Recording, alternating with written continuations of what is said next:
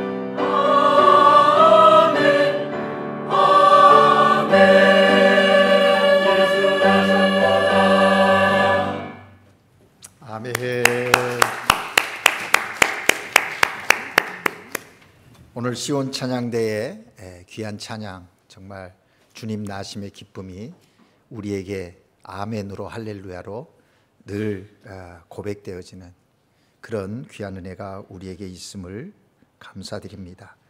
오늘은 대림절 넷째 주일입니다. 대림절은 주님 오심을 기다리는 그런 절기이지요. 거의 반복되어지는 이야기이지만 오늘 여러분이 보시는 대로 이제 넷째 주이기에 보라색 초 4개의 불이 밝혀졌습니다.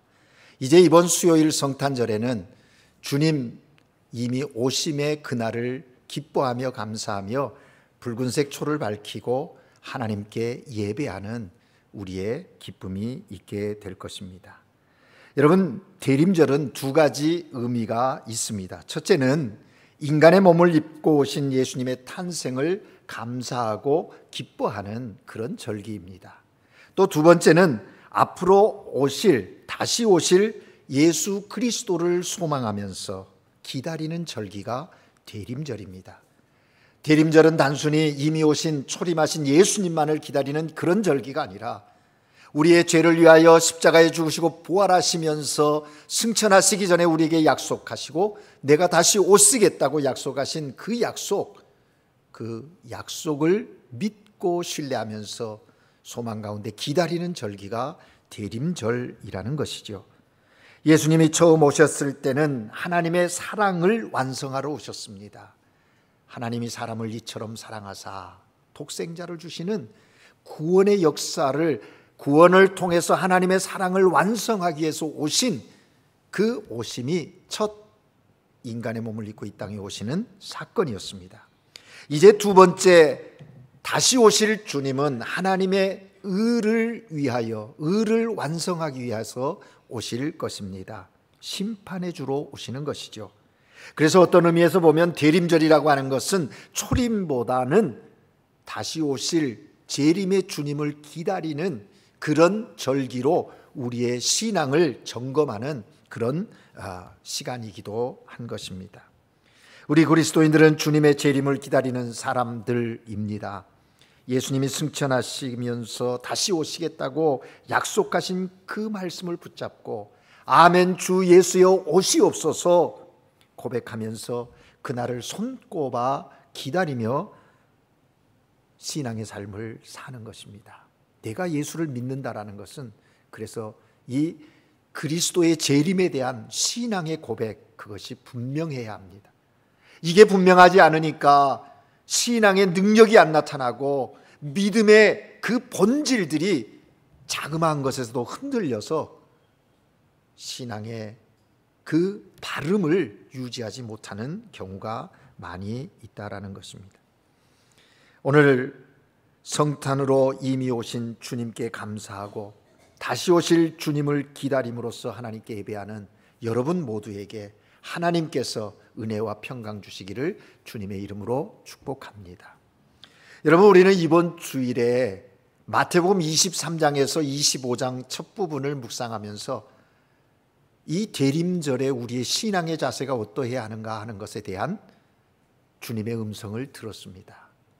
여러분, 23장에서 주님께서 바리새인과 서기관들을 향하여 꾸짖으시는, 무섭게 꾸짖으시는 그런 말씀을 우리가 들을 수 있었습니다. 그들의 위선적인 신앙의 모습, 외식하는 그들의 모습 속에서 도무지 하나님의 백성으로 하나님을 경외하는 사람들의 모습이 아님을 주님께서 지적하시면서 화 있을진저 바리새인들과 서기관들이여 하면서 7가지 화에 대한 이야기를 하면서 저들을 꾸짖으셨습니다.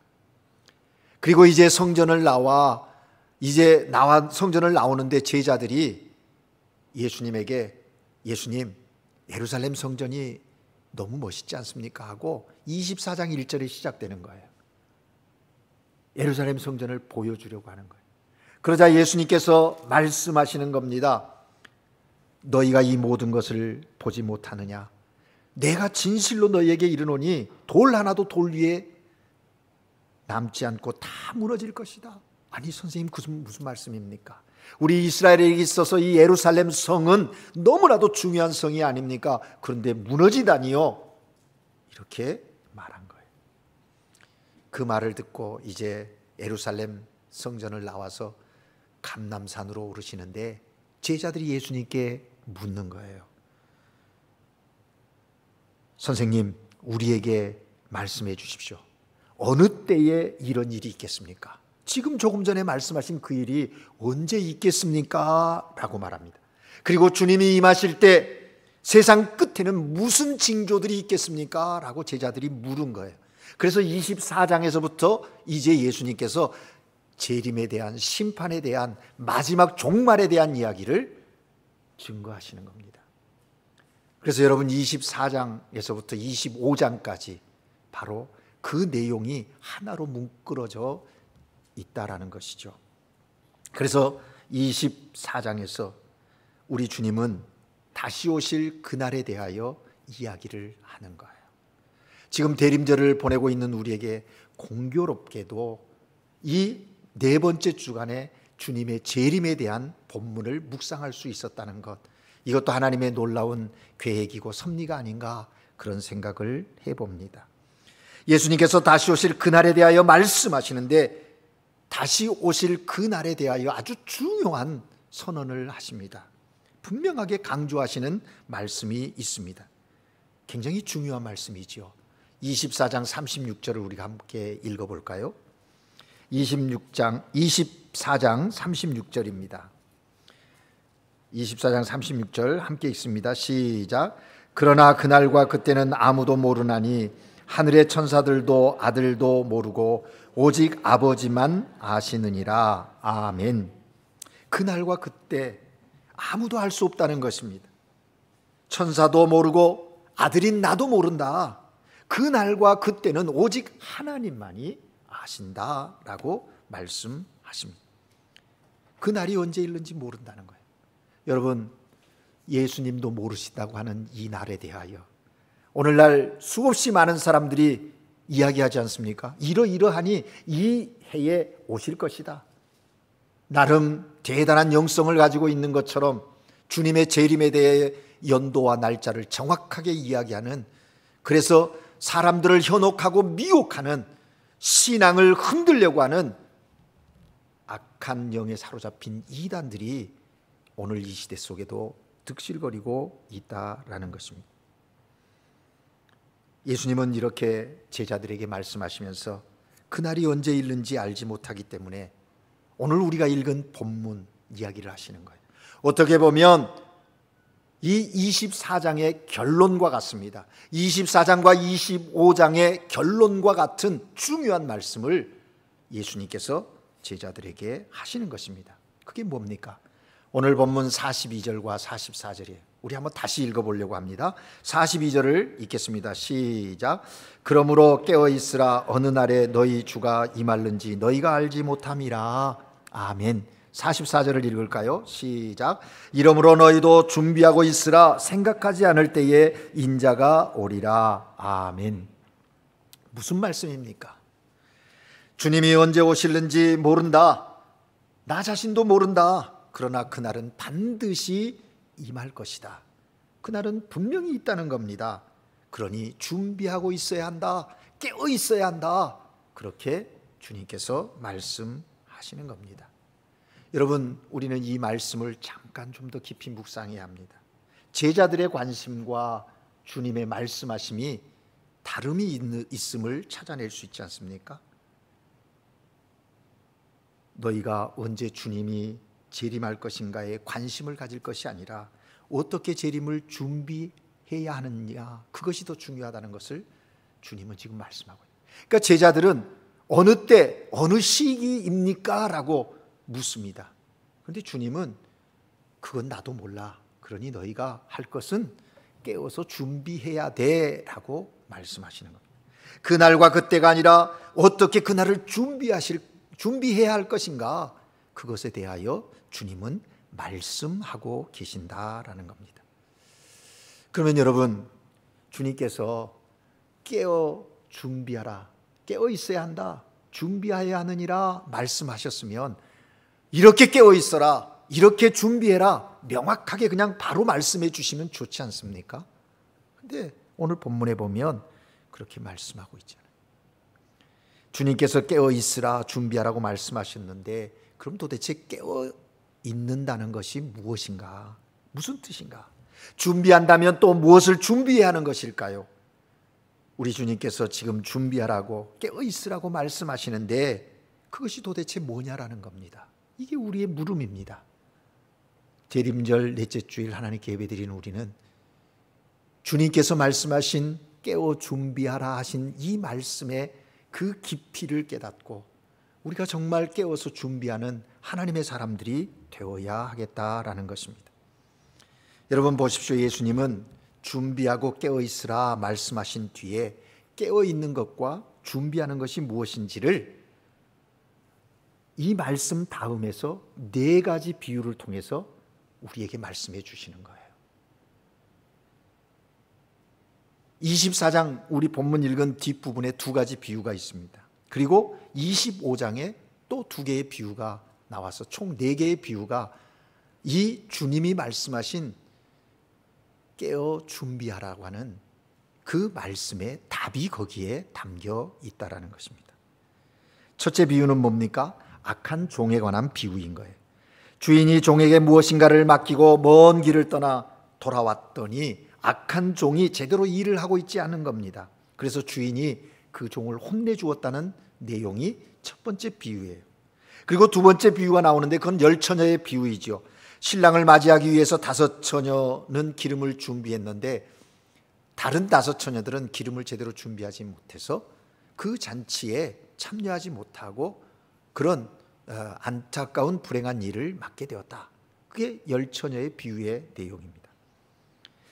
이 두 비유를 말씀하신 후에 25장 13절에 한 번 더 깨어있으라 말씀하시는 내용이 등장하고 달란트 비유와 양과 염소의 비유를 말씀하고 있는 거예요. 그러니까 결국 24장에서 주님이 깨어 준비하라는 이 메시지의 답을 25장의 비유를 통해서 다 말씀하고 계신다라는 것입니다. 첫 번째 비유, 두 번째 비유, 달란트 비유와 염소 비유, 그 중간에 다시 한번 준비하고 깨어 있으라 이 말씀을 한 것이죠. 그래서 오늘 이 아침 우리는 주님 다시 오심을 기다리는 우리에게 말씀하시는 깨어 준비하라는, 준비하고 깨어 있으라고 하는 이 말씀의 의미를, 그 답을 깨닫고 바른 신앙 안에 견고히 서서 주님을 영접하는, 주님을 맞이하는 그런 복된 성도들이 되기를 소망하는 겁니다. 4가지 비유를 하나씩 좀 살펴볼까요? 첫 번째 나타난 이야기가 종에게 일을 맡기고 먼 길을 떠나다가 돌아온 주인의 이야기입니다. 여러분, 이 이야기에서 중요하게 다뤄지는 내용이 뭡니까? 주인이 더디 오리라 생각했던 종들에게 있음을 주목해야 합니다. 주인이 더디 오리라 생각하며 살았던 악한 종들이 행하는 일들이 뭡니까? 동료들을 때리고 술, 친구들과 더불어 먹고 마시고 그렇게 살아갔다는 거예요. 뭡니까? 자기가 하고 싶은 대로, 자기 생각대로 그렇게 삶을 살았다는 거예요. 주인의 뜻과는 상관없이. 그런데 상관없이 사는데 왜 그렇게 살았는가? 더디 올 거라고 하는 생각 때문에 그랬다는 거예요. 주인이 언제 올지 생각하지 않았다. 알지 못하던 시각에, 그들이 예상하지 못하던 그 시각에 주인이 찾아오지 않습니까? 주인은 종들을 엄히 때리고 벌을 내렸다. 그것이 첫 번째 비유의 내용이에요. 이 비유의 말씀에서 중요하게 다루고 있는 내용이 무엇입니까? 종들이 주인이 더디 오리라고 생각하고 깨어 있지 않았다라는 거예요. 그것이 이 비유의 핵심이에요. 그리고 이어지는 내용이 뭡니까? 두 번째 비유인데 열처녀 비유 아닙니까? 이 열처녀 비유는 여러분도 너무 잘 아시는 내용입니다. 모두가 신랑을 맞이하려고 기다리고 있었습니다. 그러나 정작 신랑이 도착했을 때에 5 처녀는 신랑을 맞이해서 잔치에 참여하는 거예요. 그런데 5 처녀는 기름이 있긴 했지만 충분하지 못해서 당황하게 되었고 결국 더 많은 기름을 얻고자 나갔다가 혼인 자리에, 그 혼인 잔치에 참석하지 못하는 불행한 일을 겪게 되었다는 거예요. 이게 열처녀 비유의 내용 아닙니까? 여러분, 여기서 우리는 묵상해야 합니다. 이 열처녀 모두 신랑이 올 것을 알고 있었다는 거예요. 모르지 않았어요. 신랑은 올 거야. 그들은 모두 신랑을 기다리고 있었습니다. 그런데 실제로 신랑이 왔을 때 그들은 정작 자신들의 등불을 밝힐 기름, 그것이 충분하지 못해서 그것을 깨닫고 어떻게 됐어요? 다른 일을 찾으러 나갔다가 결국 그 시간, 그 잔치 자리에 들어가지 못했다. 여러분, 우리도 주님 다시 오신다는 것에 대해서 알고 있지 않습니까? 믿고 있지 않습니까? 재림이 있을 것이라는 것, 아는 것과 재림을 준비하는 것이 전혀 다르구나 하는 것을 이 모습 속에서 깨닫게 되는 것이죠. 우리는 흔히 알고 있기 때문에 준비가 되어 있다고 착각하는 경우가 많습니다. 그러나 알고 있는 것과 준비되어 있는 것은 분명히 다른 문제라는 사실을 아셔야 합니다. 우리가 학교 다닐 때 시험, 교사님, 선생님이 한 달 후에 시험이 있다 그렇게 이야기하면 그 시험이 있는 걸 아는 거예요. 그죠? 시험의 날짜가 다가옵니다. 알고 있어요. 날짜가 오고 있음을 알고 있는데 그렇다고 해서 시험 준비가 된 게 아니에요. 그 날짜를 알고 그 날짜가 다가옴에 따라서 시험을 준비해야만 선생님이 가르친 것에 대한 배움, 깨달음을 표현할 수 있고 좋은 성적을 얻을 수 있다라는 거죠. 그러니까 결국 아는 것과 준비하는 것은 차이가 있는 거예요. 알았다고 다 준비된 게 아니에요. 여러분 주님 오심을 알고 계십니까? 믿고 있습니까? 그러면 거기에 합당하게 준비해야 하는데 준비하지 않는 사람들은 여기 다섯 처녀와 같다는 거죠. 우리는 종종 이 열 처녀 비유의 기름이 뭐냐 뭐 이런 걸 가지고 또 이야기를 하기도 합니다. 기름을 늘 준비하는. 근데 이 비유의 핵심은 그런 것들로 접근하는 것보다 가장 중요한 메시지는 거기에 있는 것이죠. 이 열 처녀의 비유를 통해서 주님은 오늘 이 아침 우리에게 묻습니다. 예수님이 오신다는 것을 알고 있지, 믿고 있지? 그렇다면 정말 너는 준비하고 있니? 그 주님 오심에 대하여 뭘 어떻게 준비하고 있니? 라고 우리에게 물으신다라는 것입니다. 그러므로 이 앞서 나온 이 두 비유, 악한 종의 비유와 열 처녀의 비유는 무엇을 준비할 것인가에 대한 이야기를 하는 게 아니라 깨어 있음에 대한 이야기임을 먼저 주목해야 합니다. 깨어 있어야 돼요. 기다림 자체가 더 중요하다. 그 기다림에 대한 그것이 더디 올 거라고 생각하지 않고 곧 올 거다. 오늘 올 것처럼 깨어 있어야 함을 강조하는 그런 비유의 말씀이다라는 것입니다.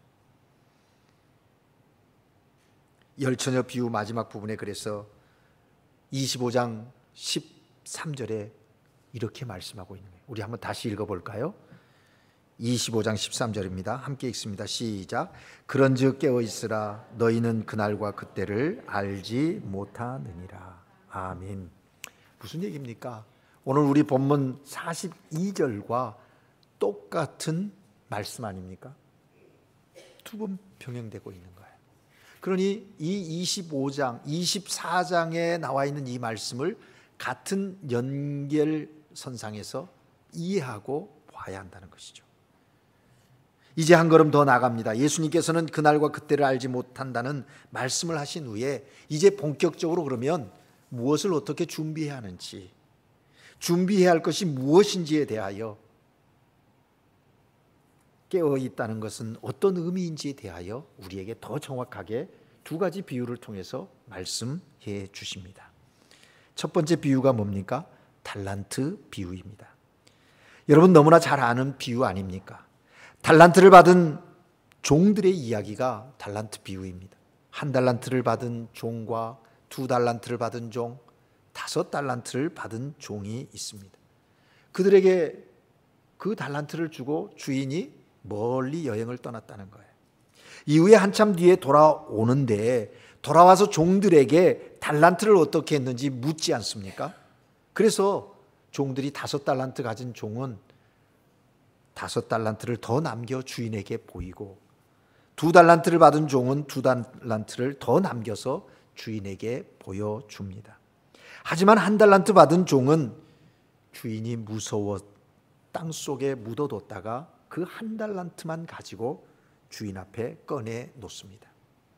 그러자 그때 주인이 그 1달란트 꺼내놓은 종을 호되게 야단치는 내용이 달란트 비유의 내용이에요.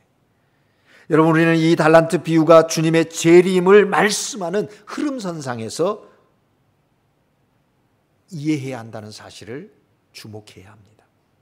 왜 이 비유, 이 달란트 비유가 이곳에 있을까 생각해야 되는 거죠. 여러분 달란트라는 말은 재능입니다. 달렌토라고 하죠. 우리 스페인어로. 이 달란트를 가진 사람들의 이야기, 이것이 재림 이야기와 어떤 연결고리가 있는가라는 것이죠.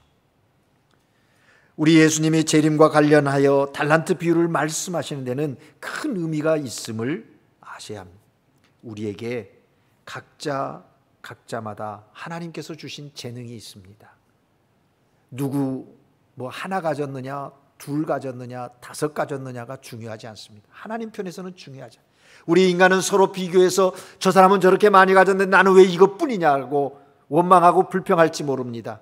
나는 적게 가졌으니 이렇게 하는 게 당연하다고 자기를 합리화할지도 모릅니다. 그러나 하나님은 그것에 관심이 없으십니다. 주어진 그 능력, 그것으로 어떻게 했느냐.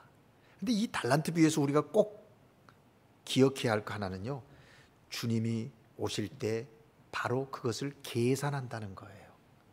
계산한다는 거예요. 먼 여행을 갔다가 주인이 와서 그걸 달란트를 어떻게 관리했는지 보시는 것처럼, 본 것처럼 주님이 오실 때 바로 그것을 계산한다라는 거예요. 내가 받은 달란트를 얼마나 잘 활용했느냐, 나에게 주신 재능과 능력으로 이 세상에 어떤 열매를 맺었느냐, 주님께서 오실 때 계산하시겠다는 겁니다. 앞서 말씀드린 대로 하나냐, 둘이냐, 다섯이냐, 그게 중요하죠. 주님이 내게 주신 것, 그것에 대하여 나는 어떤 태도와 자세로 그렇게 살았느냐, 그것을 보신다는 거예요. 그런 의미에서 우리가 주님의 재림을 준비하면서 깊이 생각해 봐야 할 것은 나의 재능과 나의 능력과 나에게 주신 모든 것, 재물과 권력과 명예, 힘, 이 모든 것들을 과연 무엇을 위해 무엇을 했는지, 그것에 대하여 우리는 질문해야 한다는 거예요. 왜? 주님이 다시 오시면 그걸 계산하실 것이기 때문에 그렇다는 겁니다. 나의 재능과 소유를 올바로 사용해 많은 이익을 남긴 것이 종말을 준비하는, 주님 다시 오심을 준비하고 깨어있는 사람의 모습이라고 주님은 이 비유를 통해서 우리에게 말씀하시는 겁니다. 그리고 마지막 네 번째 비유가 뭡니까? 양과 염소 비유이죠. 양과 염소를 구별한다는 겁니다. 오른쪽과 왼쪽으로. 오른쪽과 왼쪽으로 사람도 구별하겠다고 말씀하시는데, 예수님이 재림하신 후에 사람들을 오른쪽과 왼쪽으로 구별하는데, 오른쪽에 세워진 자, 그는 복받을 자다, 그렇게 말씀합니다. 복받을 자라고 말씀해요. 여기 보면 34절에 그때 임금이 그 오른편에 있는 자들에게 이르되 내 아버지께 복받을 자들이여 나와 창세로부터 너희를 위하여 예비된 나라를 상속받으라. 25장 34절에 그렇게 말씀하고 있는 거예요. 네. 그러면서 뭐라고 말합니까? 내가 줄일 때 너희가 먹을 것을 주었고, 목마를 때 마시게 하였고, 나그네 되었을 때 영접하였고, 헐벗었을 때 옷을 입혔고, 병들었을 때 돌보았고, 옥에 갇혔을 때 와서 보았느니라 말하는 거예요. 이 이야기를 들으니까 사람들이 뭐라고 말합니까? 언제 우리가 그랬습니까? 그런 적이 없습니다. 주님께 그렇게 한 적이 없다라고 말하는 거예요. 그때 주님이 저들을 향하여 말씀하십니다. 지극히 작은 자 하나에게 한 것이 나에게 한 것이다. 40절에, 25장 40절에 그렇게 말씀합니다. 여러분, 이 비유의 말씀이 재림의 이야기 속에 들어있다는 거예요. 그래서 핵심적인 열쇠가 이곳에 있는데, 그건 뭐냐면 재림하신 주님께서 우리를 판단하시게 될 때 매우 중요한 근거 하나가 있는데, 그 근거가 뭐냐? 우리가 살아가는 동안에 만나는 사람들과 어떤 관계를 가지고 살았느냐, 이게 근거가 된다고 말씀하시는 거예요. 다시 말하면 그들과 어떤 관계를 맺었는가, 그들을 어떻게 대했는가, 그것이 곧 주님 오심을 준비하는 깨어있는 자의 삶이라고 주님께서 말씀을 하시는 겁니다. 우리는 이 본문을 보면서 이 관계의 좀 한계를 정하려고 합니다. 나보다 못한 사람, 가난한 사람, 병든 사람, 외로운 사람을 돌보는 것, 주님은 그것을 기뻐하실 거라, 그것만 기뻐할 것이라고. 그러나 우리의 한계는 그런 좁은 의미가 아닙니다. 이 관계는 한정해서 그렇게 좁은 의미로 이해해서는 안 돼요. 좀 더 넓은 차원으로 접근해. 다시 말해서 내가 만나는 모든 관계하는 그것들에 대한 이야기예요. 내가 만난 모든 사람들을 내가 어떻게 대하는가, 우리 주님께서 그것을 묻고 계신다는 거예요. 그것을 알면 오늘 우리가 지금 내게 주어져 있는 나와 교제하고 있는 사람들과 내가 어떤 태도를 가지고 해야 할 것인가? 깨어있음과 준비하는 삶의 자세가 뭐여야 하는가를 여기서 알게 되는 겁니다.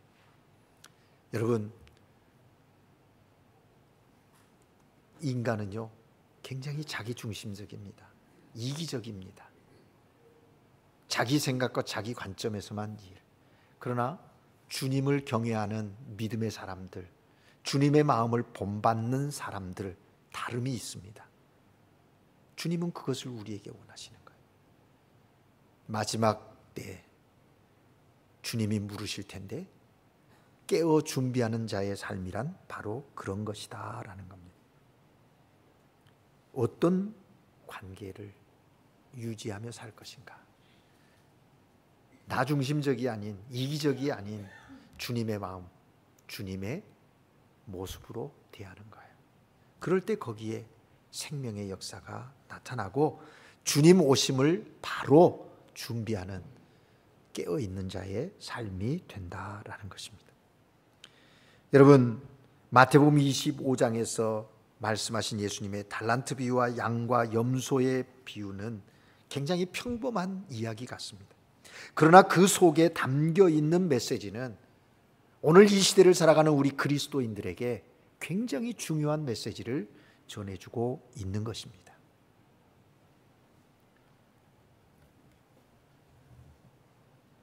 우리 주위에 주님께서 보내주셨던 많은 사람들, 그들과 나는 어떤 모습으로 교제하고 있는가? 그들에게 유익함을 주고 있는가? 아니면 나만의 유익을 추구하고 있는가? 질문해 볼 것입니다. 그것을 깨닫고 준비하는 것이 깨어 주님 오심을 준비하는 삶의 모습인 거죠. 이제 말씀을 정리하려고 합니다. 여러분, 주님 오심을 기다리고 계십니까? 주님의 오심이 오늘 아니면 어느 한 시점에 오더라도 부끄럽지 않도록 주님의 오심에 대함을 사모하고 믿음의 생활을 하고 계십니까? 그렇다면 오늘 주님께서 주신 이 네 가지 비유 속에 담겨져 있는 메시지를 깊이 묵상하면서 주님 오심을 기다리는 그런 신실한 하나님의 사람들 되시기를 주의 이름으로 축복합니다. 마라나타 주 예수의 오시옵소서 고백하며 주님을 기쁨으로 맞이할 수 있는 하나님의 사람들, 주님의 몸된 교회가 되기를 주의 이름으로 축복합니다. 기도하겠습니다. 사랑의 하나님 아버지, 주님 다시 오심을 기다리는 우리들, 오늘 주께서 주신 말씀을 마음에 새기며 인생을 살아가게 하시고 주님 오늘 오신다 할지라도 부끄럽지 않게 아멘 주 예수여 오시옵소서 할 수 있도록 깨어 준비하는 삶을 살아갈 수 있게 하시옵소서. 우리 스스로는 할 수 없사오니 성령 하나님 함께하여 주셔서 그렇게 믿음으로 살아 주의 영광을 보는 하나님의 백성들 되게 하시옵소서. 이미 우리 가운데 오신 주님을 찬양하고 이제 다시 오실 주님을 소망 가운데 바라보며 그렇게 깨어 준비하는 믿음의 인생이 다 되게 하여 주시옵소서. 예수 그리스도 이름으로 기도합니다. 아멘.